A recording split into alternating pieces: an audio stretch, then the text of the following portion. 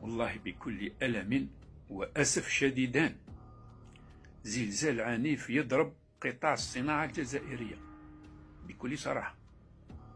نعم، في نهاية المطاف تقرر أو أنه قاضي التحقيق، قلت لكم الغرفة الثالثة أو القطب الثالث بمحكمة سيدي محمد، أمر بإيداع 6 أشخاص، بو عدد الأشخاص المشتبه في تورطهم في هذا الفساد اللي راح نحكي لكم عليه هما كاين 10 قدموهم هذه المرة.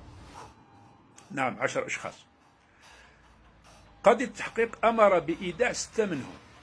نعم، رقم 1 هو هذا كريم بولعيون، الرئيس المدير العام للمجمع سيدار الحجار، التابع قلنا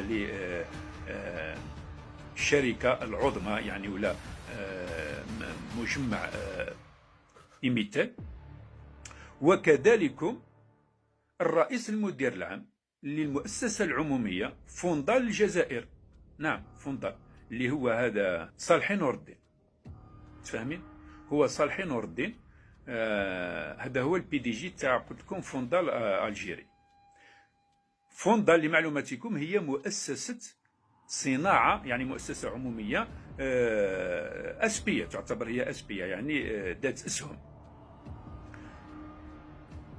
مختصة في صناعة السبائك المعدنية، السبائك المعدنية غير الحديدية. نعم، يعني المستخرجة من الفونت والفولاذ، تفهمين؟ كذلك دونك هادو زوج وابن اللي هو هذا مهدي عون، ابن وزير حالي في الحكومة الحالية، وكذلك نونو مانيطا. نونو مانيطا هذا يعتبر رجل أعمال، يقال عليه أنه رجل أعمال، اختصاصه أنه يبيع ويشري في العقارات. نعم، يبيع ويشري في العقارات، وفي نفس الوقت حاول تحصل على صفقة تاع تصدير النفايات الحديدية والغير حديدية، تفهمين؟ إذن هادو 4 داروهم في الحبس، وكاين 2 واحد اخرين التحقيق ما سماهمش، ما نقدرش نسميهم لكم، تفهمين؟ هادو 6 دارهم في الحبس، امر قاضي التحقيق تاع سيدي محمد باش يديرهم في الحبس، والربعه الاخرين دارهم تحت الرقابه القضائيه. منهم شين عين هذا. نعم، شين عين اللي كان رئيس الاتحاد الجزائري لكرة القدم سابقا، راهو تحت الرقابة القضائية. متفاهمين؟ التهمة هي باينة، هي الاشتباه في عقد صفقات أو القيام بعقد صفقات مشبوهة. البداية تاع هذه الصفقات هذه هي أنه يعني اليامات اللي فاتوا كان هذا نور الدين صالحي، وكان كريم بولعيون، وكان كذلك الرئيس المدير العام للمؤسسة الوطنية للاسترجاع اللي هو خلادي. نعم، خلادي ميلود هواري.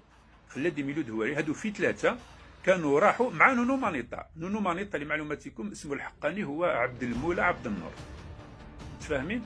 كانوا يعني في خلال شهر أكتوبر هدايا راحوا إلى مؤتمر فعاليات الاتحاد العربي للحديد والصلب اللي داروا في موريتانيا. يعني حسب التحقيقات تقول أنه من هنا بدأ نسج هذا الصفقات المشبوهة، متفاهمين؟ يعني في هذاك المؤتمر هذاك، وكي عاودوا تلاقاو في النزل. نعم، نزل نقدر نقول لكم فارغ. نعم، يعني نزل كيفاش نقولوا بالعربية ليكسيو، نزل ضخ، ماشي ضخم، نقولوا فخم.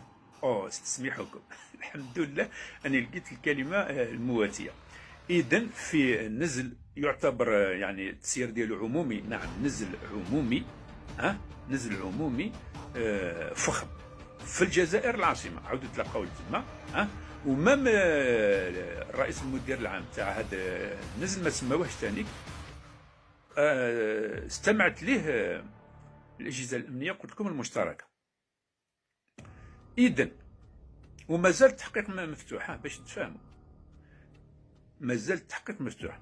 إذن كي عاودوا رجعوا، قلت لكم عاودوا تلاقاو في هذا الوطال هذايا، في النزل هذا الفخم هذا، وبالتالي وصلت المعلومات المدققة للأجهزة الأمنية.